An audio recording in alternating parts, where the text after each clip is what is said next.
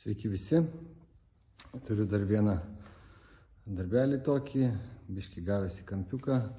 Turėtų būti nesudėtingas, turėčiau apsieiti be sparno keitimo.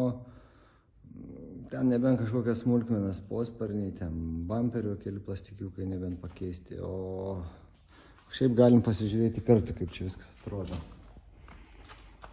Nu, va, taip kaip ir nedaug. Kaip čia pasižiūrėsi, paspaustas, čia iš lauko kaip ir normaliai, o pritūpus pasižiūrės, kas ten dedasi posparniai, čia kažkas viskas labai giliai viskas palindė, bet čia viskas yra, kaip įsivaizduoju, gan minkšta, turėčiau lengvai patemti nardės viską ir pasidaryti sparną palei bamperį. Šiaip būtų galima ardyti, keisti sparną, bet nenoriu keisti sparną, nes tikiuosi, kad čia yra originalus sparnas ir nereikės tada ir tų varžtų sukinėti, ir garso izoliacijų trauklėti, plėšyti. Nu, vienu žodžiu, jeigu įmanoma, geriau palikti originalų taip, kaip yra.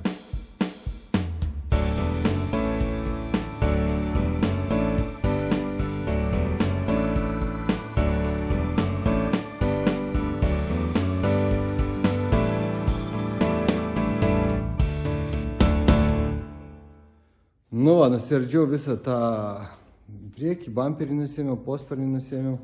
Nieko labai baisaus atrodo nėra. Tai pasižiūrim, kaip atrodys viskas. Taip, kaip čia viskas žiūrėsi. Nu ką, tas sparnas yra palinkęs. Čia padas faros yra palinkęs irgi. Nu, tas lengvai tvarkomas. Čia kronšteniukas irgi tiesinam. Reikia laikiklį užsisakyti būtinai pradžiai, kad galėčiau kabinti bamperį ir žiūrėti, kaip tas man sparnas stojasi. Sparnui, kaip matau, jau ne pirmas būsiu, kuris remontuoja. Biškį yra špakliuko. Nu, o taip, labai nieko čia baisaus nėra. Viską gausiu nusiskusti iki metalo. Tiek žinių, nu va, prieš tai buvęs remontas. Galima apžiūrėti. Kažkas čia kažkur tai žiūrim. Nu, tokie visokie.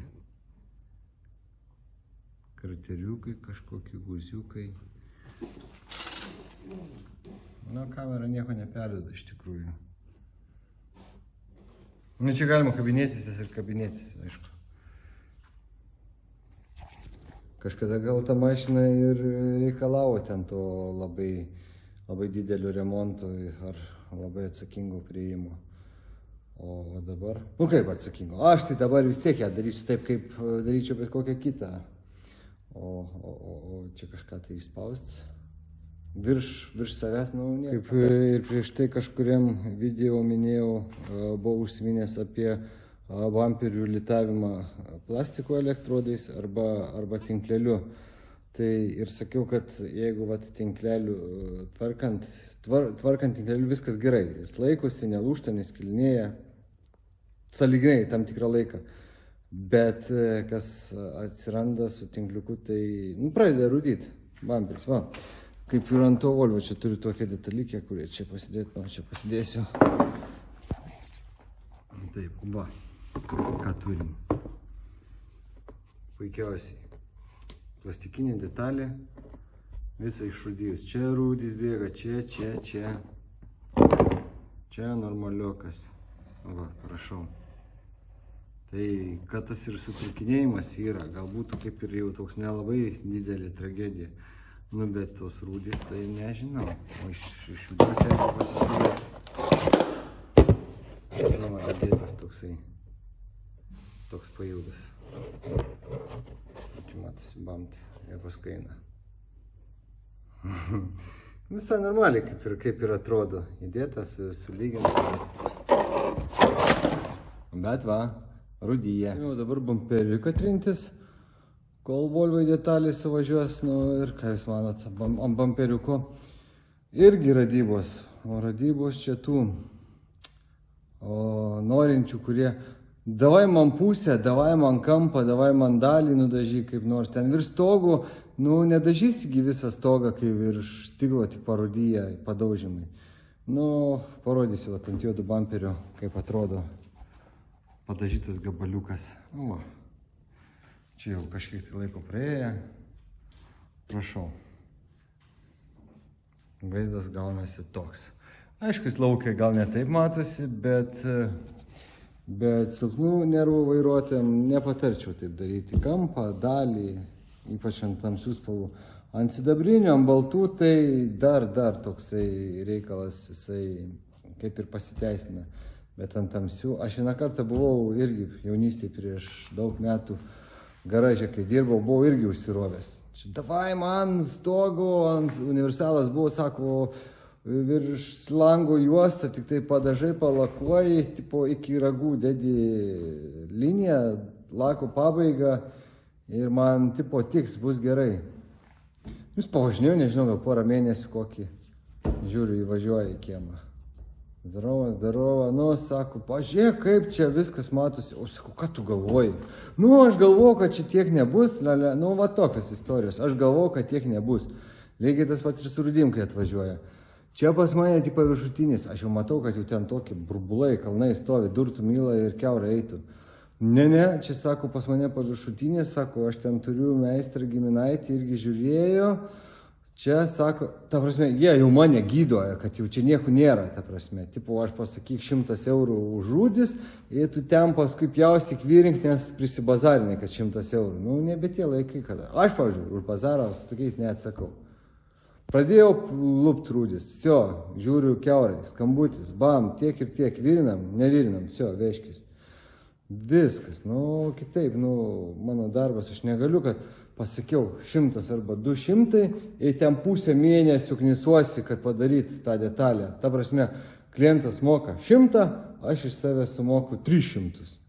Ta prasme, dasimetu prie jo remonto, prie savo praleisti darbą ir medžiagas. Tokį. Toliau kariauju su Volveku tuo, vienu žodžiu, galiu pasidalinti eigoj su bamperiu, kas čia vyksta, o vyksta labai smagus dalykėliai. Va toks reikalas. Ir tas reikalas yra labai gilus tie krateriai ir tos dulkės ir labai mažai lako. Aš vienu žodžiu, net neturiu kaip pasibaigti perichodą. Taip ant sparnų pratrinimas irgi. Taškas. Čia yra kiaura, nes yra labai planai lako.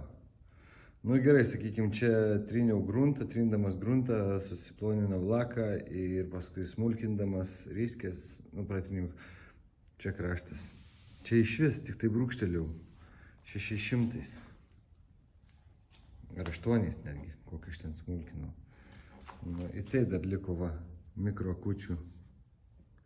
Bam, jau į kurių aš nebegaliu tiesiog išsmulkinti, nes jeigu aš varau pritrinsiu tas mikro akutes, bandysiu visą suvaryti, pratrinsiu kiaurai sparną ir man neliks vietos padaryti perėjimą ant sparno. Aš tada turėsiu dažyti duris, dėti perėjimą ant durų, bet duris irgi žiūrėjau čia, to pačio remonto.